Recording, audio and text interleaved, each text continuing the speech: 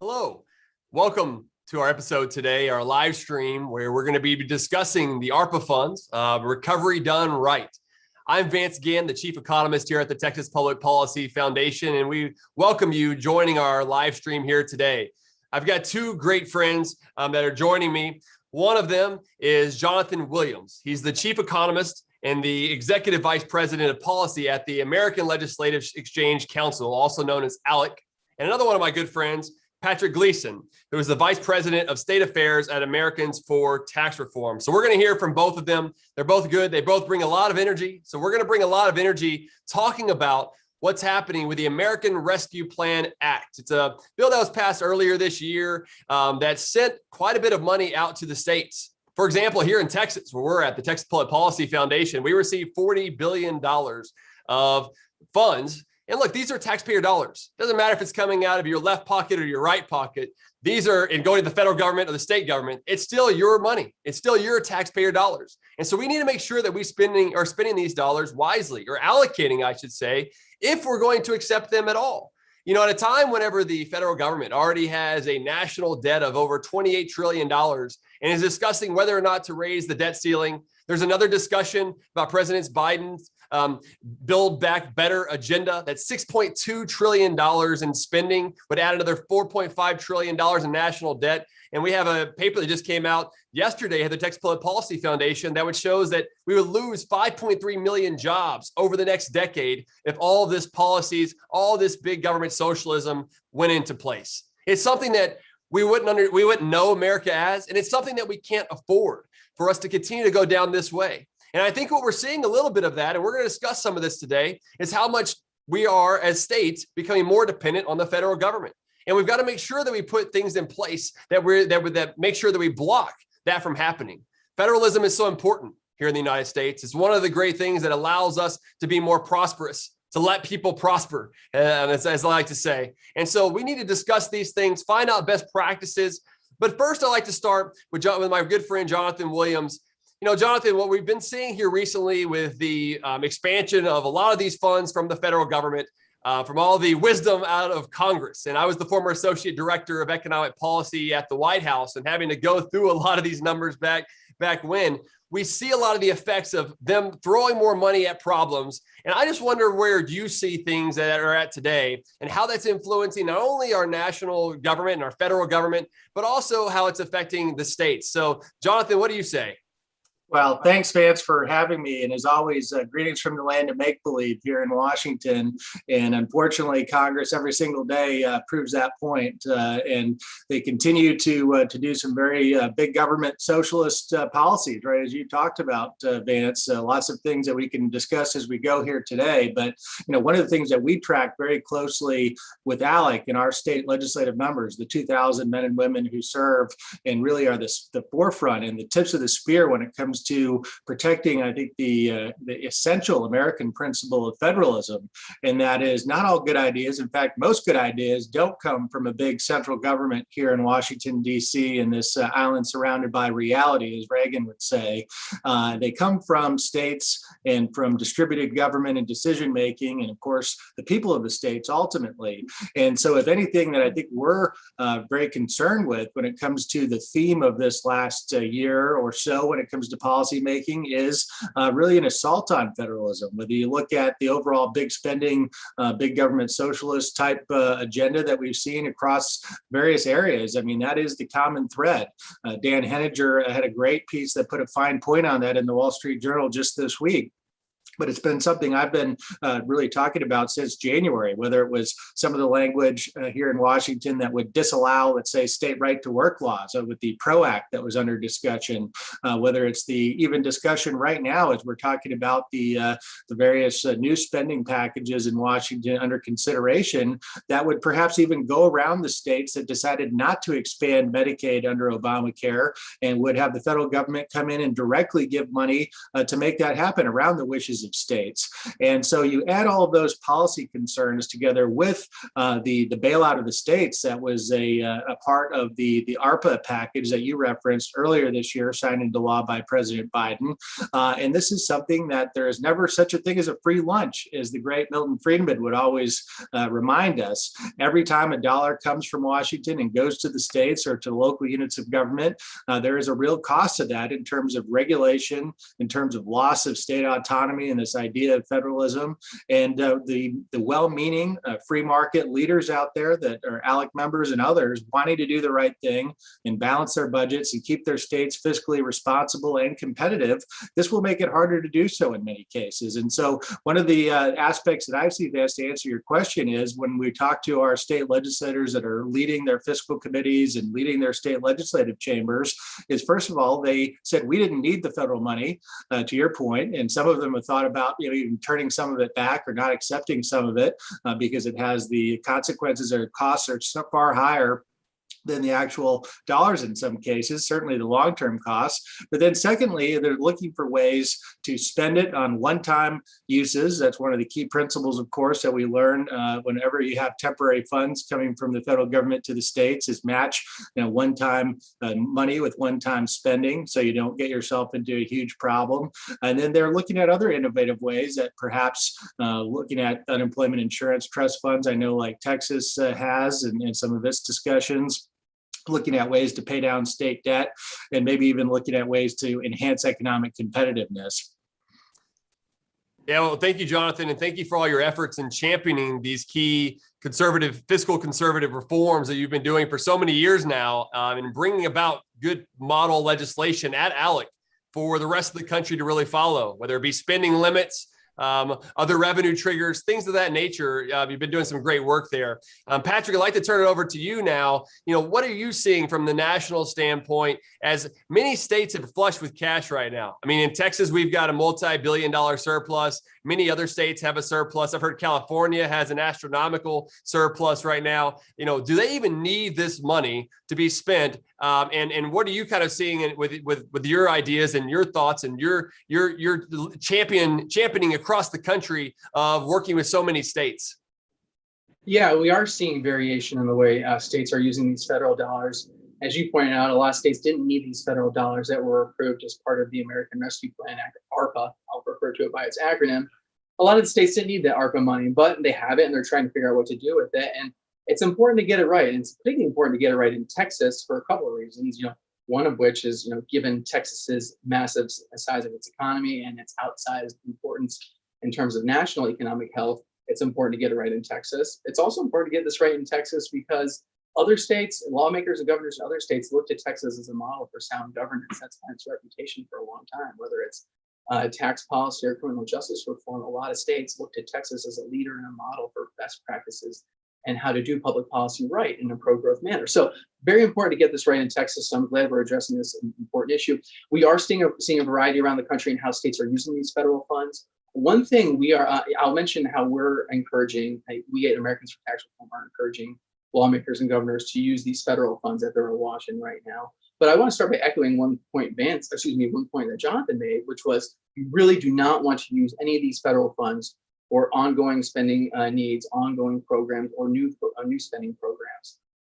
You'd have a hard time funding that, sustainably funding that once the federal funds go away, as they know we will. So if you take these funds and if you put them towards ongoing expenditures or programs, what you're doing is you're essentially creating a placeholder for a future state tax increase, a future state spending reduction elsewhere in the budget, or a combination of the two.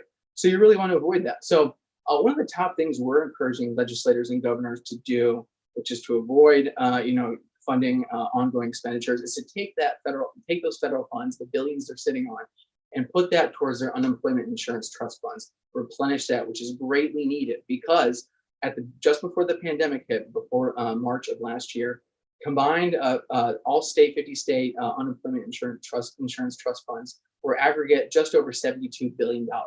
As you know, in Texas and other states, those all got driven down thanks to the shutdown-driven downturn we suffered last year. All those unemployment insurance trust funds got driven down to zero in a lot of cases. In many cases, 11 states, Texas being one, had to take out some debt from the federal government to cover their unemployment insurance costs. So paying off that debt, replenishing those trust funds is very important and is one of the best things you can do for a couple of reasons. One, it's important to shore up your finances so you can begin building that back up so you're well situated for the next downturn, however many years out that will come. So you put yourself on sound financial footing.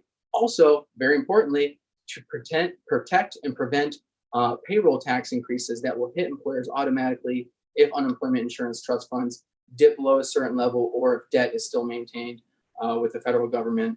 We need to protect employers from those automatic payroll tax increases, because the last thing we want to do as we're coming out of this shutdown driven downturn, the last thing we want to do is make it more expensive to hire new workers, which will be the result of these payroll tax increases that would be automatically triggered unless unemployment insurance debt is paid off to the federal government and unless the unemployment insurance trust funds are replenished. Good news is we're seeing a lot of states take the right response to this. With the CARES Act last year, we saw 23 states use those federal funds to replenish their unemployment insurance trust funds. Now with the CARES Act, which was passed earlier this year, we've seen fewer states utilize that so far to replenish UI trust funds. So far, 15 states have utilized $8 billion worth of federal funds to replenish their unemployment insurance trust funds. However, there's much greater need to replenish these, and these federal funds that are still there is a great opportunity to replenish these. We have about $95 billion in remaining ARPA funds that states can use to replenish these unemployment insurance trust funds. We are encouraging them to do so. And so we'd love to see that happen in Texas because, one, it would be great for Texas because you prevent and block payroll tax increases on employers. That's good in its own right. You'd shore up your finances so you're getting prepared for future years, which is great. But it would also make it more likely that other states will take that course of action. If they see Texas take that course of action, they'll get the signal that's the right thing to do. Whereas I hope we'll see Texas be a model for the right thing to do here, which is to utilize federal funds to replenish UI trust fund and pay off debt. Whereas I hope Texas will be the model for what to do with that. And as they have been with other things in the past, we are going to see some states be a model for what not to do. I mean, I'll point out two examples, Illinois, New Jersey, not two states that get compared to Texas or lumped in with Texas much, but like Texas, they also had to take out some debt from the federal government to pay for unemployment insurance costs. Unlike Texas, there is no interest really in the governing majorities in those states to utilize these existing federal funds to replenish their UI funds or to pay off their federal debts, which means their employers are going to be hit with some automatic payroll tax increases because they're not using this money that's readily available. So while I think we'll see the likes of New Jersey and Illinois serve as an example for what not to do to the detriment of their constituents and businesses in their states who are going to be hit with automatic tax hikes if they don't replenish these UI trust funds, I hope we'll see, in contrast, Texas be a model for what to do by using these funds for their UI trust fund. The other thing, another good one-time use of funds would be, paying down property tax relief or any other one-time property tax relief. In Texas, property tax relief one time with these federal funds makes a lot of sense given your high property tax burden. So that's something I consider looking at. Those are really two of the types of actions we are stressing lawmakers to consider using these federal funds for. So I think I'll leave it at that and open up for questions or whatever Vance wants to say. Yeah, well, thank you, Patrick, and well said overall. Thank you for all the great work that you've been doing in this area. And look, over the last year, we were hit hard by the shutdown recession. The unemployment rate rose dramatically across the nation and here in Texas. We're back down to about 5.9%, but it's taken a while for us to get back to that level. And so I think what we really need to see is more pro-growth efforts moving forward. We've done a good job so far in Texas this year. We passed another conservative Texas budget to keep spending within the average taxpayer's ability to pay for government spending. There was some maintaining of property tax relief, but we're hoping for more of that. We've got Senate Bill 1 during this third special session. There's also House Bill 90, as we're really trying to find ways to use surplus dollars to return to the taxpayer, which, as you mentioned, Patrick, one of those things should be from the ARPA funds as well. We are looking at $7.2 billion going to the unemployment insurance here in Texas to pay all that off, get rid of the interest, and everything else is going to be very important. We're also looking at more border security as we have this border crisis going on. I think we need to look at that very closely, and hopefully more funds will be put into that, or at least swap out some of the GR funds to free up GR, general revenue, that is, for tax relief later on down the road. But there are some other things within these bills. There's Senate Bill 8 and House Bill 145 that's being looked at for ARPA funds here in Texas that I don't think necessarily quite match what we should have as a pro-growth efforts. Building university construction and things of that nature aren't what we would think about as being pro-growth. And so I wonder just real quickly, what else could we do here in Texas to make sure that we're setting the stage for pro-growth reforms so we can continue to lead the way? Just real quick so we can get to question and answer. And audience members, if you have any questions, please put it there in the comments section and we will put that to our guest here today. So Jonathan, I'll start with you. Pro-growth reforms, what do you say? Well, Patrick hit the nail on the head on the UI trust fund issue. I think that's probably the best thing states can do because it avoids the tax increase on employers as they look to hire. Another thing that we're talking about nationally is, this is something that, by the way, Treasury gave some initial guidance on. So there was this ambiguity, and it was actually, I think, a real threat to federalism of what the Senate did at the end of the discussion on ARPA, to say that states can't directly or indirectly cut taxes with the federal money. And I think we're going to end up winning in the federal courts. We've already seen some victories in Ohio and Kentucky from federal courts saying this is an unconstitutional coercion on states, and they're going to, I think, strike that down. But importantly, the UI trust funds, also, the federal guidance allows for conformity to federal tax changes. So states that want to, let's say, enhance the net operating loss ability of companies to write off losses, to make sure that PPP forgiven loans are not taxable at the state level. Of course, Texas has the beauty of not having a state personal income tax that helps massively in a state like Texas. And then I'm looking for if there are high value infrastructure projects that have been on hold, maybe it's sprucing up the cybersecurity infrastructure or things like that otherwise would come out of general fund support in the future. Those are all certainly things that we've talked to legislators about in recent months. Great, Jonathan. Good points there. Patrick, whenever you're thinking about pro-growth efforts and what we should be doing in Texas and elsewhere, what would you say? And we're already getting some questions coming in, so I'd like to pair this with the first question. The question is, most people are against reckless government spending. What can the average person do to help stop some of this reckless spending, at the state levels, but also at the federal level? So pro-growth reforms, and how can we stop some of this, Patrick? Yeah, sure. I'll tackle both of those. Well, so I already covered what would be a good use of the federal funds. Outside of that, what would be just good reforms to enact to put yourself in a good footing moving forward from a pro-growth standpoint? When I think of Texas, I always go straight to the margins tax.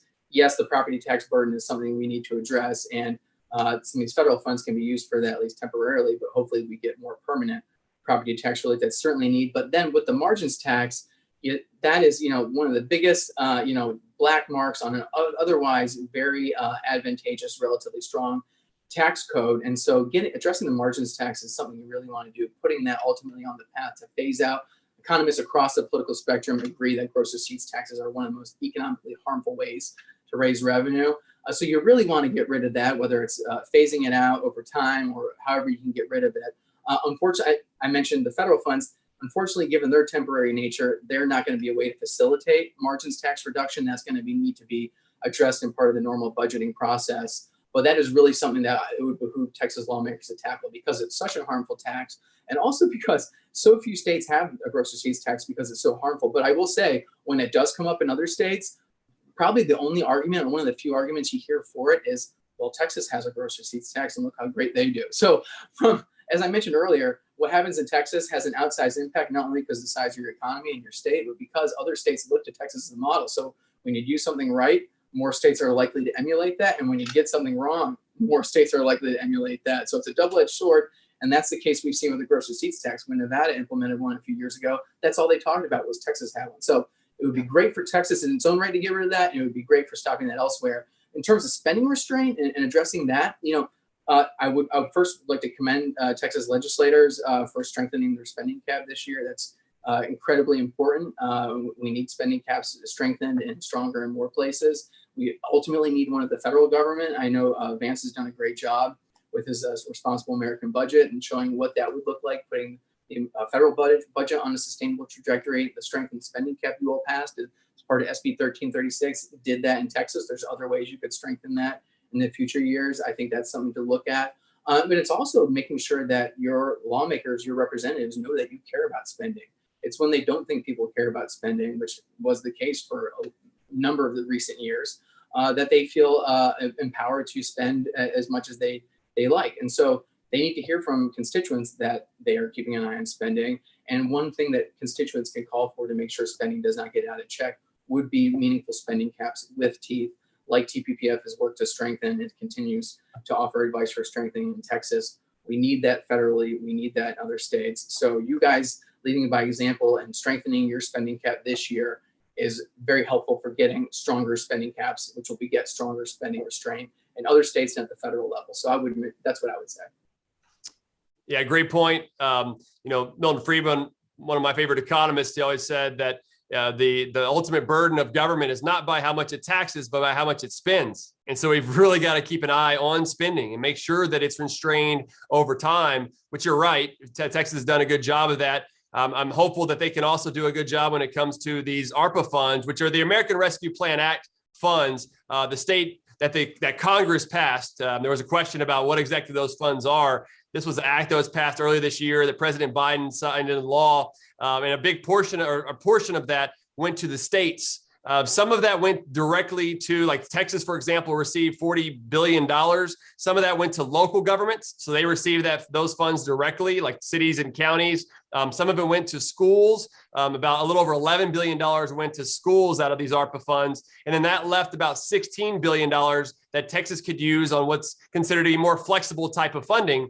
There were some restrictions that Treasury put out in their initial guidance, and we're still waiting on final guidance, by the way. Maybe one day we'll get that. But that they said you can't use it for state tax cuts and you can't use it for pension funds, state pension funds. But there has been some court cases already, these injunctions that Jonathan mentioned earlier out in Tennessee, Kentucky, and Ohio that said, look, these states can use it for tax relief. This is not something that the federal government can do. Now, those injunctions only apply to those states, not in Texas, but we also have a lawsuit going on. So I think that this is another area that needs to be considered. We do have some key legislators like Chairman Betancourt, Chairman Meyer, Representative Oliverson, who are looking at key property tax relief measures during this third special session. SB 1 and HB 90 are a great way. So what's something we're looking at in Texas is making sure that we can withstand all of the big government spending that's taxing that's coming out of Washington, D.C. I mean, it's just monumental, the effects that could have on Texas,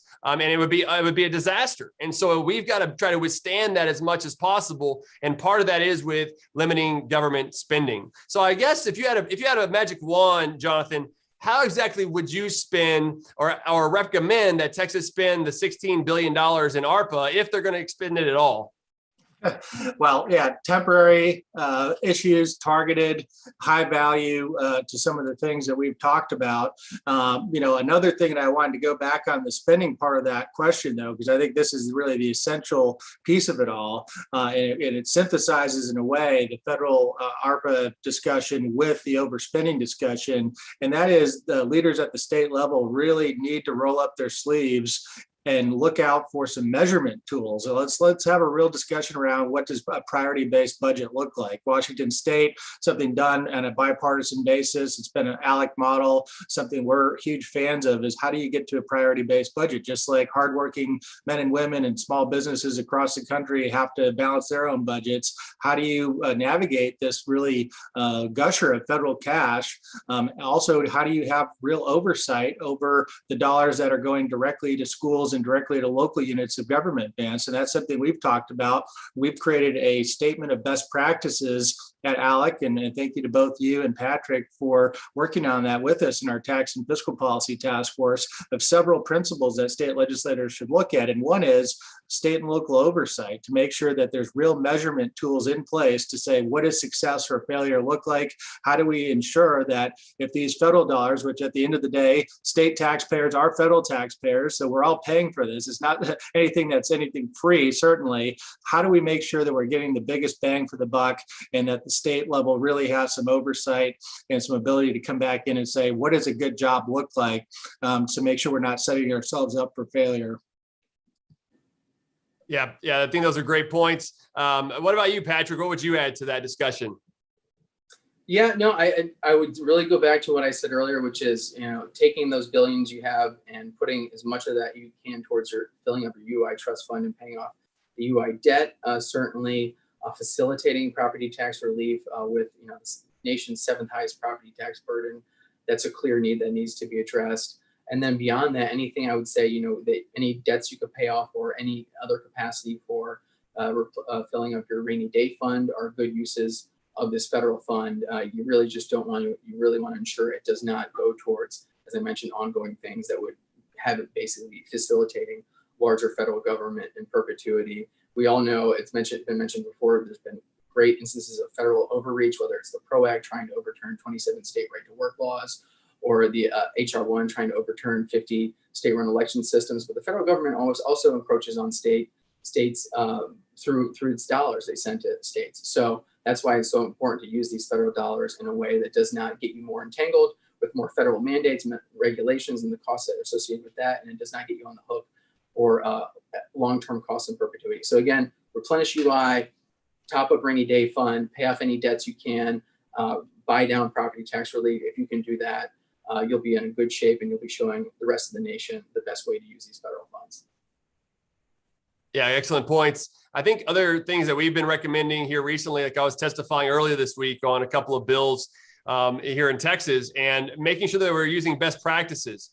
Try to separate these funds out into a separate article of the budget. That way we don't fall into the fiscal cliffs that we had after the American Recovery and Reinvestment Act during the Obama administration, where we had received all these funds for education. And then when those went away, people said that we cut education, which isn't true. That didn't happen. But it then led to this argument for a decade where, yes, you did. And so we were always fighting back and forth because those one-time funds are going to go away. And so I think it's a great opportunity to really separate them out in the budget so that way you can see exactly where we're at. And in addition, we should make sure that they're transparent.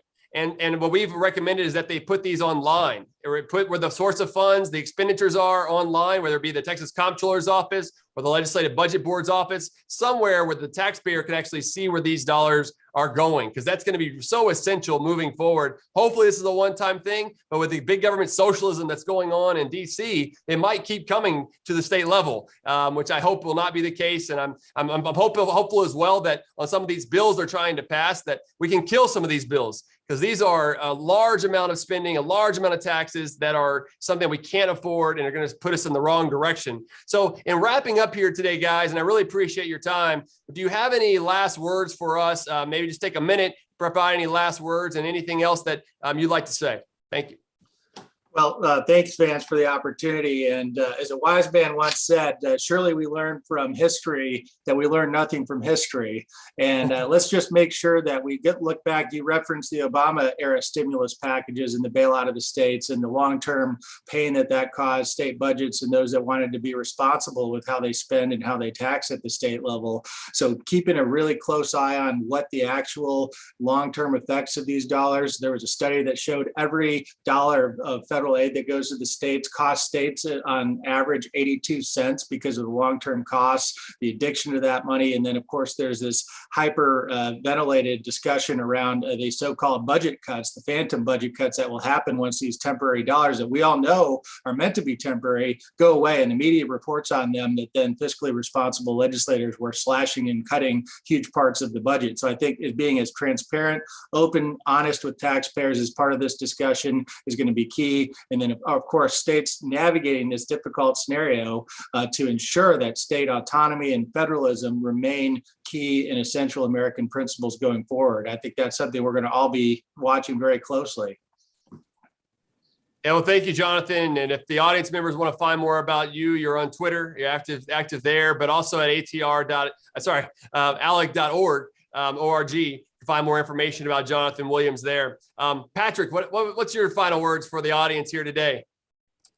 Yeah, no, I would just like to thank Texas for serving as a model for sound governance on a host of areas, and I hope to see that remains the case with how it deploys these federal funds. Because look, even before the pandemic hit, we had a major problem with the increase in federal funds that comprised a share of total state budgets. It's grown drastically in recent decades in every state, even relatively well-run states, and has as Jonathan mentioned, that has a lot of negative side effects with it, and how it begets higher overall state spending, and then the strings that come attached with it, and how the federal government uses those federal funds and the increased share it comprises of state budgets to have more control of state policy decision making. And so it was a problem before this. We want to ensure that this problem is not exacerbated by the gusher of federal funds that have been showered upon states. And so, Alexander Hamilton got it completely wrong in Federalist 17 when he said it would always be more likely that the states would encroach on the federal government's authority than vice versa.